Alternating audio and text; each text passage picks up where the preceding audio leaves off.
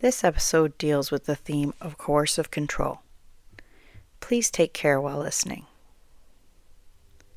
Hi, and welcome back to After the Quiet. This is episode 37. When I look back now, there are moments that seem small at the time. They don't feel like abuse when they're happening. They just feel inconvenient, frustrating, maybe a little unfair. But later, when you step back and look at the pattern, you realize those moments weren't random at all. They were control. This episode is about one of those moments. During my maternity leave, we had 3 kids at home. Life was busy, exhausting, and honestly, a little isolating already. When you're home with 3 kids all day, the ability to get in a car and leave the house matters more than people realize.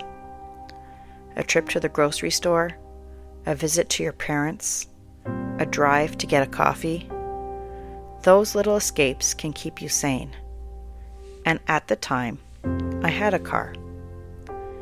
Not a fancy car, not a new car, but it was mine. My brother and sister-in-law were moving out of the country and selling everything they owned. One of those things was my sister-in-law's car, and it just happened to be exactly what I needed. The only problem was we didn't have the money to buy it, so my parents stepped in. They offered to pay for the car, and we would slowly pay them back.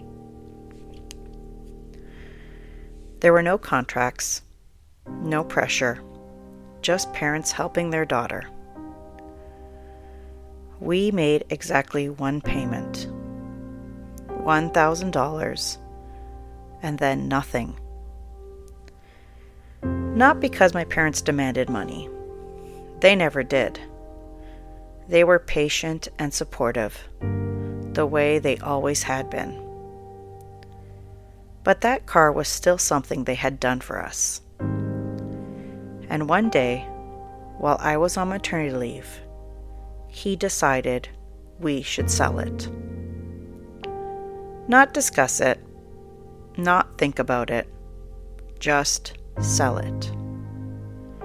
I remember feeling uneasy about the idea right away. That car was my only reliable way to get out of the house. My only independence during a time when I was already incredibly dependent. But he reassured me. He promised me it would be fine. He told me I could just drive his truck instead. So, eventually, I agreed. The car my parents had paid for was sold. And once it was gone, a few things became very clear. First, the money from the sale never appeared in our joint account. Second, my parents were never repaid. And third, the truck wasn't actually mine to use. Driving his truck was fine as long as he didn't need it. But when he did need it, I was stuck. Stuck at home with 3 kids, no car, no way to leave. No way to go anywhere unless someone else helped me. At the time, I told myself it was just logistics. Just scheduling. Just a couple sharing a vehicle. But it wasn't. Because the pattern was always the same. Resources slowly disappearing from my control. Money I couldn't access. Decisions made without me. Promises that sounded fair, but didn't actually leave me with any power. And that's the thing with coercive control. It rarely looks dramatic. It doesn't always come with yelling or obvious threats. Sometimes it looks like practical decisions. Financial choices. Selling a car. But when those decisions consistently remove your independence, your mobility, your access to money, your ability to leave the house, that's not just poor planning. That's control. At the time, I didn't recognize it. I just adjusted. I figured it out. I stayed home when I had to. I asked for rides. I told myself it wasn't a big deal. But looking back now, I see it clearly. Because transportation isn't just about getting from one place to another.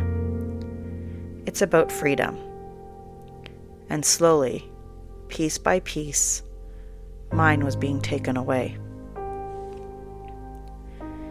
If you're listening to this and something feels familiar, if you've ever found yourself slowly losing access to money, transportation, or independence, I want you to know something.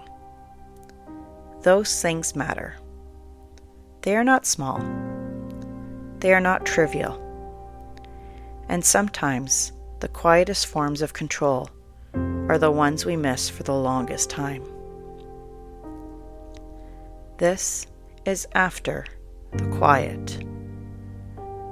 And these are the things I didn't understand until much later.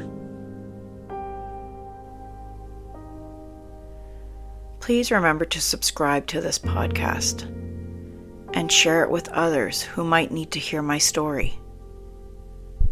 And also join me on Instagram at after.the.quiet.